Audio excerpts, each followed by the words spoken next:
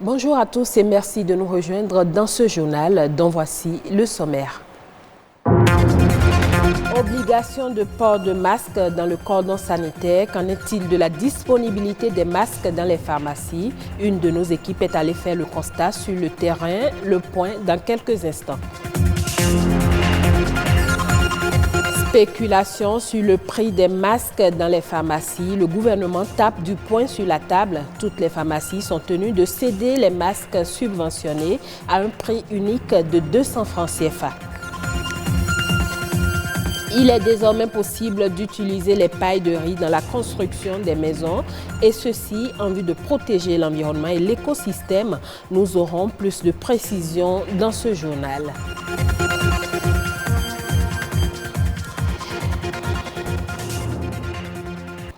Dans le cadre de la lutte contre la pandémie du coronavirus, le gouvernement rend le port de masque obligatoire à tout citoyen au sein du cordon sanitaire. Et pour accompagner cette mesure, le prix des masques de protection est homologué à 200 francs CFA au niveau des officines pharmaceutiques. Toutes les pharmacies disposent-elles de ces masques? Le prix fixé est-il respecté? La réponse à découvrir dans ce reportage de Rodrigue Babagbeto. C'est depuis quelques jours une obligation, pas de visage sans masque de protection dans les rues. Des masques que plusieurs se procurent en pharmacie. Pourtant, devant cette officine, c'est bien à des scènes inhabituelles qu'assistent certains clients. Quand on vient acheter les masques, on leur dit que les masques sont finis. Depuis que je suis arrivé, ils ont déjà dit ça à 2 à 3 personnes déjà. Donc disons 3 personnes. Je suis venu me procurer des masques. Et on m'a dit qu'il n'y en avait pas. Et je suis venu ici, et avant-hier, je suis venu, on m'a vendu les masques à 400 francs l'unité. Le gouvernement a dit que les masques sont subventionnés, c'est-à-dire qu'on doit les avoir à 200 francs. Les pharmacies les vendent carrément plus du double de ce qui est demandé. Nos tentatives pour avoir une réponse de la direction de cette pharmacie incriminée sont vaines, mais en aparté, nous sommes informés que le stock des bavettes est épuisé et que mieux, l'officine n'est pas encore dotée des masques subventionnés par le gouvernement, ce qui explique cette spéculation. Une situation bien différente dans cette pharmacie. Ici, Steve voit depuis le 8 avril une recrudescence de demandes en masques de protection. Vu que c'est une obligation maintenant et qu'il faut pouvoir changer le même masque 2 à 3 fois par jour, vous voyez que toutes les personnes, elles achètent le matin, elles reviennent à midi, dans l'après-midi également. Il nous est déjà arrivé de tomber en rupture. Toute la matinée d'hier, nous n'avons pas pu servir à la population les masques parce qu'on n'en avait pas. Une rupture déjà survenue 2 fois dans cette officine depuis la réception des masques subventionnés. Ces derniers, mis à disposition par le gouvernement, semblent insuffisants face à la demande. Les masques subventionnés sont mis à la disposition des pharmacies par le biais de la CAME. Mais nous ne pouvons prendre par pharmacie que 1000 masques. C'est vrai qu'il y a une possibilité de se procurer également les masques lorsque le quota que le gouvernement a fixé finit, à condition de pouvoir justifier. Donc le temps de pouvoir justifier les masques vendus, on peut rapidement aller en rupture de masques. Donc nous ne donnons que 2 masques par personne. 2 masques par personne, quand bien même l'on désire en prendre pour sa famille. Des masques chirurgicaux dont le prix variait autrefois entre 350 et 450 francs CFA l'unité et n'étaient pas les seuls disponibles. Mais aujourd'hui, plus aucune forme autre que celle subventionnée par l'État ne se retrouve dans les pharmacies. Je suis venu acheter le masque. L'unité est à 200. Donc ils ont dit qu'on peut seulement acheter 2 pour l'instant.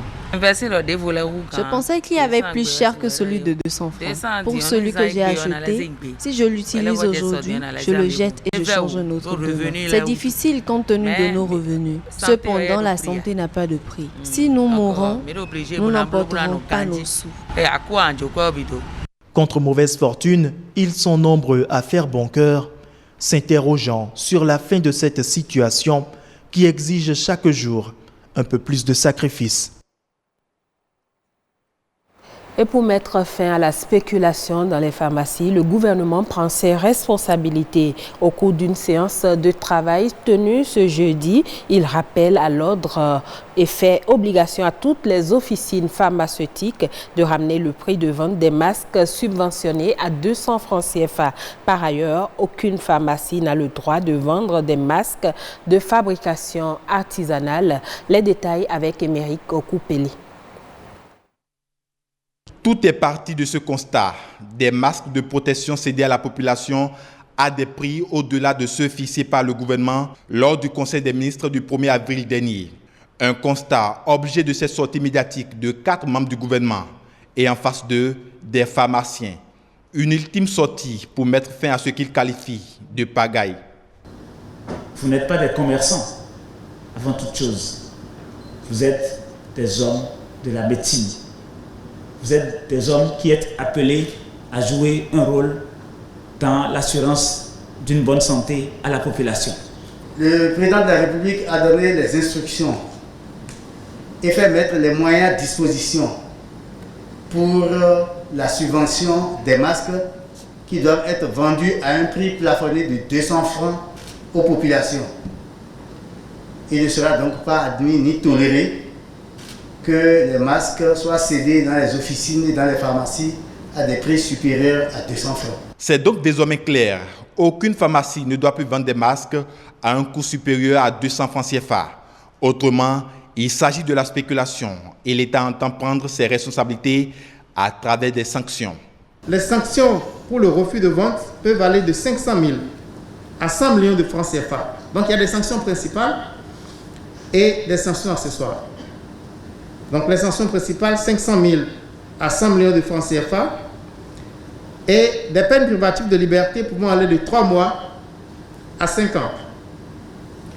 En dehors donc de ces sanctions principales, il y a des peines complémentaires qui peuvent être appliquées. Il y a d'abord la mise sous séquestre des biens du condamné à concurrence des sommes à garantir. Il y a une interdiction temporaire ou définitive d'exercer toute activité professionnelle. Il y a la vente aux enchères du fonds de commerce. La menace est limpide et la sanction sera appliquée sans complaisance aux infracteurs. Par ailleurs, interdiction est faite aux officines pharmaceutiques de procéder à la vente des masques à fabrication artisanale. Vous êtes le reflet de la qualité des produits de santé, des consommables médicaux.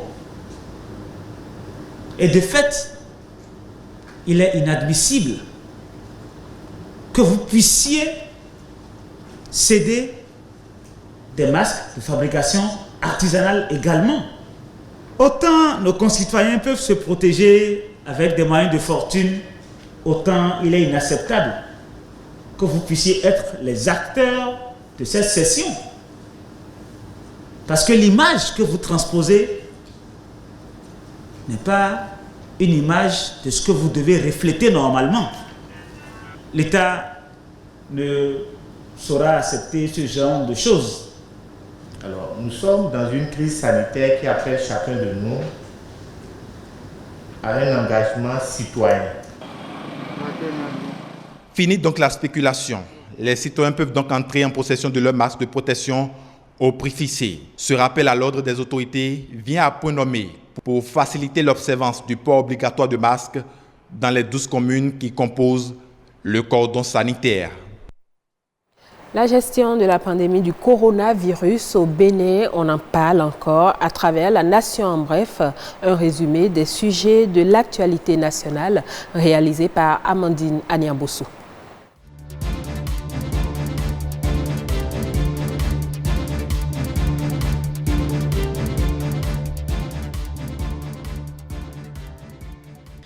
Prise en charge du Covid-19, le Bénin acquiert des produits de traitement des cas détectés. Le lot de consommables médicaux réceptionnés par l'administrateur provisoire de la centrale d'achat des médicaments essentiels et consommables médicaux CAME est constitué essentiellement des médicaments utilisés dans le traitement des cas confirmés de Covid-19. Un important effort déployé par le gouvernement qui a passé des commandes à ce propos pour mettre les populations à l'abri. Selon le docteur Louis Koukpemedji, l'arrivée de ces produits donne la preuve qu'il n'y a pas lieu de paniquer. Les populations doivent être rassurées qu'un travail se fait pour les protéger et elles doivent à leur tour respecter les gestes barrières.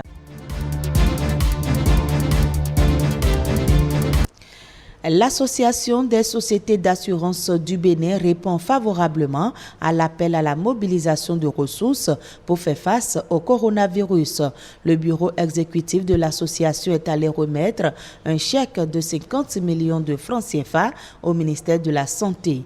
Un geste important qui va contribuer à l'effort indispensable pour venir à bout de la pandémie du moment.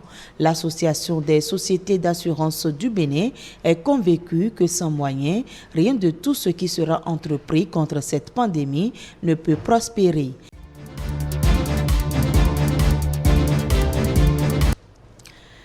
Les opérations de sortie de quarantaine des voyageurs qui ont commencé dans le Mono, précisément à Agoué, se sont poursuivies ce jeudi 9 avril avec la prise en compte des personnes logées dans les hôtels de la commune de Grand Popo.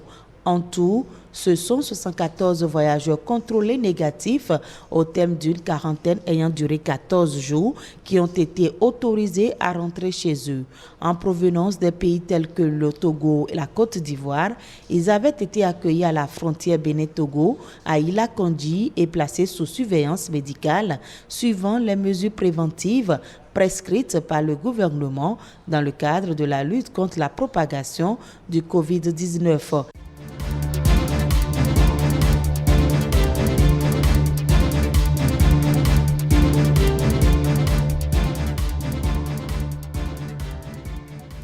Selon la Banque mondiale, la crise du Covid-19 pourrait déclencher une crise de la sécurité alimentaire en Afrique. Elle table sur une contraction de la production agricole de 2,6% dans un scénario optimiste et jusqu'à 7% en cas de blocage des échanges. Dans le même temps, la conjoncture mondiale au relent de ralentissement chronique aura des effets dévastateurs sur la région où les importations se taillent la part du lion dans les échanges. Les projections sont lugubres. L'Afrique subsaharienne pourrait perdre jusqu'à 25% de ses importations de denrées alimentaires. Le tableau est d'autant plus sombre que le continent connaîtra sa toute première récession depuis 25 ans. La Banque mondiale prévoit une chute brutale de la croissance économique qui devrait passer de 2,4% en 2019 à moins 2,1%, voire moins 5,1% en 2020.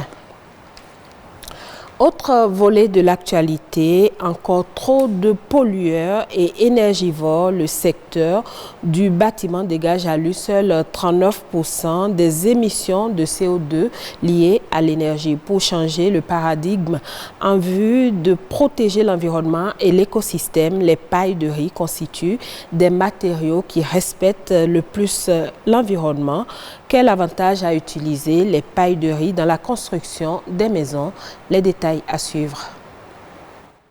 Les pailles de riz sont des produits issus de la récolte du riz. Vous savez, après la récolte du riz, il y a les déchets issus de cette récolte qu'on jette dans la nature.